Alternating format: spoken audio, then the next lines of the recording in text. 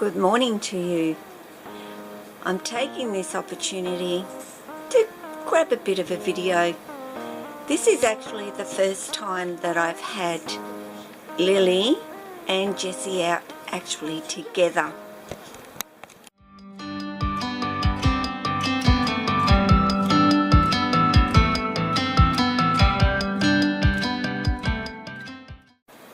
And the reason both of these guys are actually out together is because they were both in their enclosures when I got up this morning throwing temper tantrums because they both wanted out of the enclosure. So what do you do when two want out at exactly the same time? Well, you know, I could have got Lily out first and given her some time to chill and explore and whatever, and then of course Jessie, but you know, my time is limited.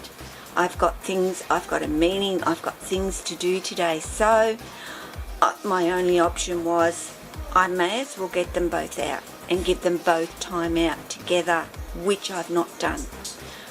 Lily she knows Jessie's around. She's obviously smelt Jessie many times because they're in close proximity to each other.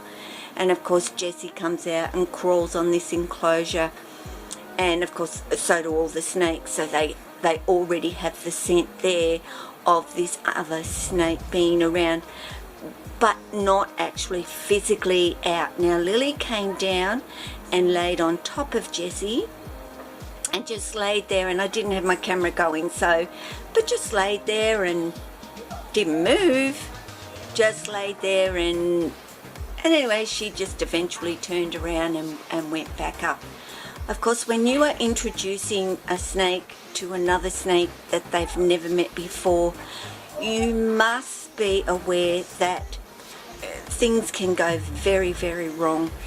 So you have to be prepared to go in and separate if need be, because the last thing you want is snakes fighting. It is not nice, and you don't want one of your snakes to get badly hurt. Now, you know, Jessie's a male, Lily's a female, so more often than not there isn't really a lot of trouble, but it still can happen. A snake may not like the other snake, or doesn't want that other snake around them, or so on. So just be aware that it doesn't always work. If it does, absolutely great. I have no hesitation in these two guys actually being out together because they're fine. If there was a problem, there would have been one by now. So Lily's just been happy to cruise, do what she's going to do, which is go right up top, I think. But since I've put those new poles there, yeah, she's kind of been hanging down there on that lower hammock and just laying on those poles and spending time. So Lily hasn't actually ventured to the new apparatus up there because I've not actually put her on it, but I'm pretty sure if I did, she's going to absolutely love it anyway. Lacey's been up there and loved it. Jessie's been on it and loved it. I've got to say though, what a bugger getting Jessie out. You know, he grips and he grips, so you know, it's even a battle to get him from there, or to even get him out of his enclosure when he doesn't want to come out. But fortunately for me with Jessie is, if he poops in his enclosure, he's more than happy for me to actually get him out other times. You know, if his enclosure's fine, boy oh boy, sometimes I give it up because he doesn't want to come out, and I'm happy to give it up, and not because he's telling me he doesn't want to come out, but because there's no need for me to be getting him out, and I'm not going to fight him that much. It wasn't that important. And besides, he does come out of his own free will all of the time. I'll move that damn bottle.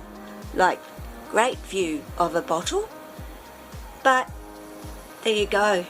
I have Lily up there, Jessie there, and currently Maya, well, she can be mooching at the door too some days. So I'm very fortunate that I've got the jungle gym that I could put Maya on should she be wanting out. Jack, well, he's actually up in his hammock this morning. He's still probably digesting those couple of rats, so I don't expect him to be mooching at the door. And you know, it's important to remember, guys, when your snake has fed, give them a good look. For me, I like to leave them a couple of days to rest and digest. You know, my guys are out so much. I'm in no rush for them to come out, but it is important to allow your snake to digest their meal. It's one of the most important things you'll do. You know, I know people that say, oh, I'll feed them in the morning, I'll get them out that night, and they're fine. You know, I do have like my littlest snake, Tessa, who gets fed, and you know, the next day she is ready to come out, but she's just had a little hopper. So, and their metabolism, I hope I said that right, is very fast too.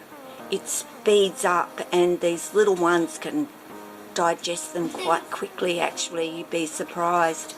But when these guys are getting into the bigger rats with more fat, and even though, you know, I do feed my guys smaller rats for that particular reason, but a much bigger meal to digest. So it will take them, I believe, personally, 48 hours. Now, if you have to get your snake out due to whatever reason, you know, an emergency scenario, remember to grab where that rat would be sitting and hold that in place and move your snake very gently and carefully to where you need it to go.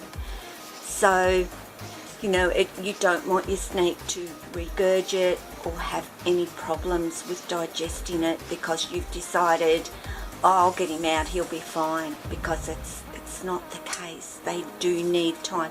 They need the heat. They need to be able to digest. So it's just my view and how I feel about it.